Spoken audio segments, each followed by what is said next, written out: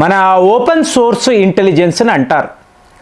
అంటే భారత్కు సంబంధించిన ఈ శాటిలైట్స్ ఉంటాయి చూసారా, సో వాటిని వాడి మీకు ఎల్ఓసి వద్ద లైన్ ఆఫ్ కంట్రోల్ అంటారు చూసారా, భారత్కు పాకిస్తాన్ మధ్య మీకు ఐక్యరాజ్య సమితి ఒప్పుకున్న ఒక లైను సరిహద్దు అనుకోండి. ఇక్కడ 250 చైనా హౌవిట్జర్స్ను పాకిస్తాన్ వాడు డిప్లాయ్ చేశాడు, మోహరించాడు వరుసగా ఎల్ఓసి మొత్తము కూడా. అంటే వాడు ఏమైనా యుద్ధము కోరుకుంటున్నాడా? ఇవాళ యుద్ధ నిపుణులు మాట్లాడే విషయం. సడన్గా ఏమైంది అంటే మనం ఆగస్టు 5th ఏదో జరగబోతుందని ముందే ఊహించి ఒక వీడియోలో మాట్లాడాం. సో ఇవాళ ఈ వీడియో మాట్లాడుతున్న టైంలో మీకు 250 హౌవిట్జర్స్ అంటే ఒక రకమైన ట్యాంకులు, మీకు SH-15 అంటారు, 400 హార్స్ పవర్ కలిగిన ఇంజిన్. సో వీటితో వాడు ఏం చెయ్యబోతున్నాడు? ఏమీ లేదు ఫ్రెండ్స్, వాడు ఇప్పుడు మనతో ఒక యుద్ధము చేస్తే రిజల్ట్స్ ఏమిటో అందరికీ తెలుసు. మరి ఎందుకు ఇప్పుడు ఇలా చేస్తున్నాడు? ఇన్ని ట్యాంకులను తీసుకొచ్చి ఎల్ఓసి వద్ద ఎందుకు మోహరిస్తున్నావు? అసీం మునీర్ యొక్క సిట్యువేషన్ అస్సలు బాలేదండి. చాలా డిజాస్టరస్ పరిస్థితిలో పాకిస్తాన్ ఉంది. మరి పబ్లిక్ని డైవర్ట్ చేయాలి కదా.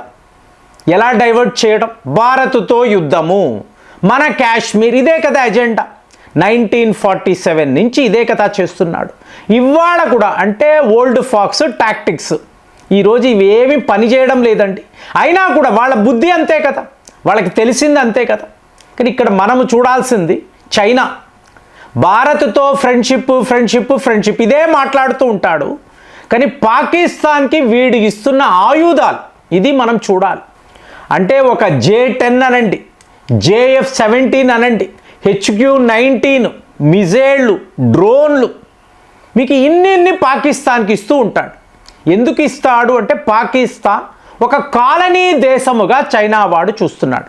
పాకిస్తాన్లో వాడు తలచుకుంటే ఏమైనా చెయ్యొచ్చు.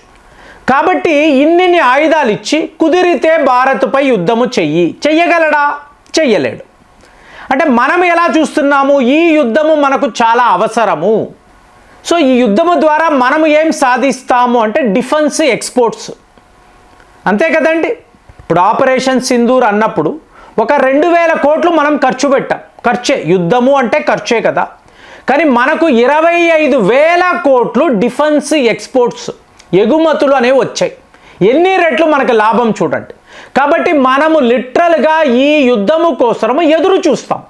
కొత్త ఆయుధాలను పెట్టుకొని ఎలాగ పాకిస్తాన్ వాడిని దెబ్బ కొట్టాలి, ఈ ఆయుధాలను ప్రపంచ దేశాలకు ఎలా అమ్మాలి. సో మనము ఆ లెవెల్కి వచ్చేసాం. సో మనం పూర్తిగా దీన్ని వ్యాపారంగా చూస్తున్నాం. మీ దగ్గర ఎంత ఎక్కువ డబ్బు ఉంటే అంత బలము అని అంటారు కదా, ఆ టైప్లో ఇవాళ భారత్ ఉంది. మరి Asim Munir point of view నుంచి చూశారు అనుకోండి, డైవర్ట్ చేయడము అన్నప్పుడు మీకు పాకిస్తాన్ ఆక్రమిత కాశ్మీర్లో ఏ స్థాయిలో పోరాటాలు జరుగుతున్నాయి. సో డైరెక్ట్గా ప్రజల మీద కాల్పులు చేయడమే, డైరెక్ట్ కాల్పులే. ఇప్పుడు ఈ పాకిస్తాన్ సైన్యం ఉంది చూసారా, వాళ్ళ గొప్పతనాన్ని మనం తెలుసుకోవాలి. వీడు ఏ రోజు కూడా శత్రువుల మీద యుద్ధము అనేది చేసింది లేదండి. శత్రువులు అన్నప్పుడు ఏంటి? Baloch liberation army. ఇవాళ బలూచిస్తాన్ విడి దేశము మాట్లాడుతున్నారు కదా.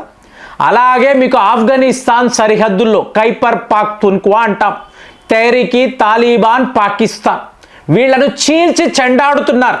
యుద్ధము చేయగలుగుతున్నాడా? లేదు. మరి ఏం చేస్తాడు?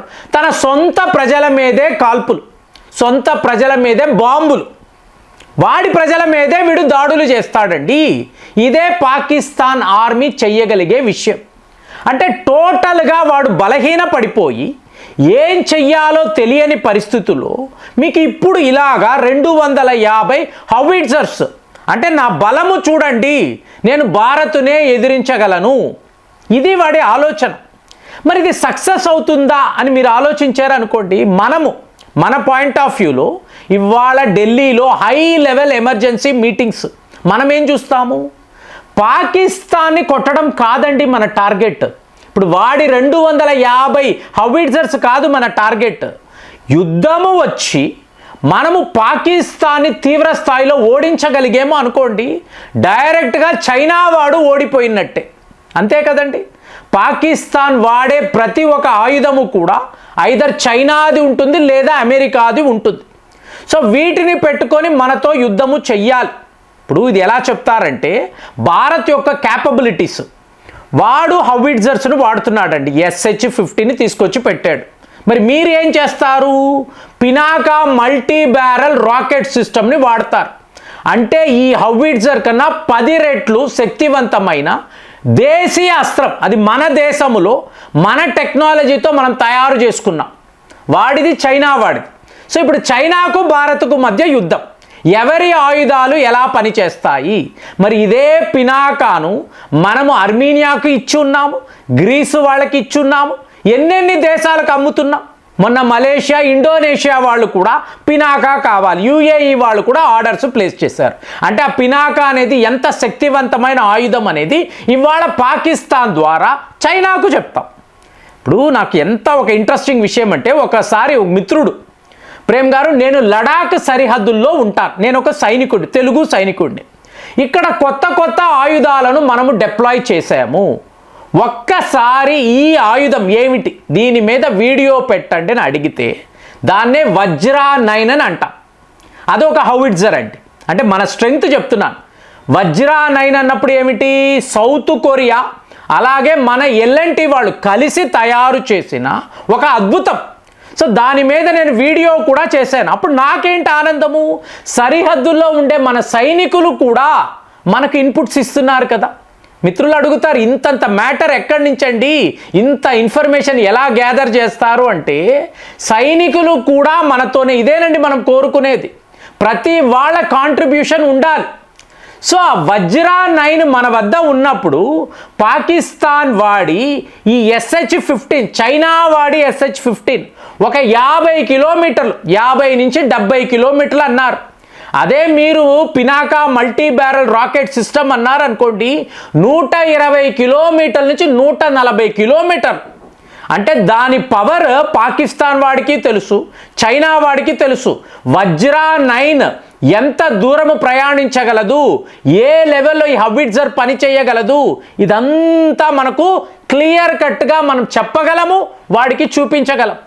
ఇక అమెరికా అన్నారు అనుకోండి, మరి వెళ్తున్నాడు కదా, వెళ్ళి డొనాల్డ్ ట్రంప్ని కలుస్తున్నాడు కదా. అక్కడ ఏంటి, ఫ్యామిలీ వ్యాపారం. డొనాల్డ్ ట్రంప్కి పాకిస్తాన్ మధ్య మీకు ఫ్యామిలీ బిజినెస్ అంతే.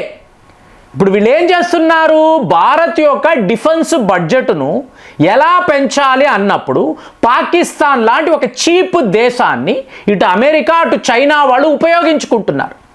అంతే తప్ప పాకిస్తాన్ వాడు డైరెక్ట్గా భారత్తో యుద్ధము చెయ్యాలి అంటే ఏ స్థాయిలో ఈ దెబ్బ ఉంటుంది అంటే, పాకిస్తాన్ యొక్క ఈ ఇన్ఫ్రాస్ట్రక్చర్, మిలిటరీ ఇన్ఫ్రాస్ట్రక్చర్, ఇప్పుడు వాడు డిపెండ్ అయ్యేది దేని మీదండి, ఫస్ట్ తీవ్రవాదము కదా.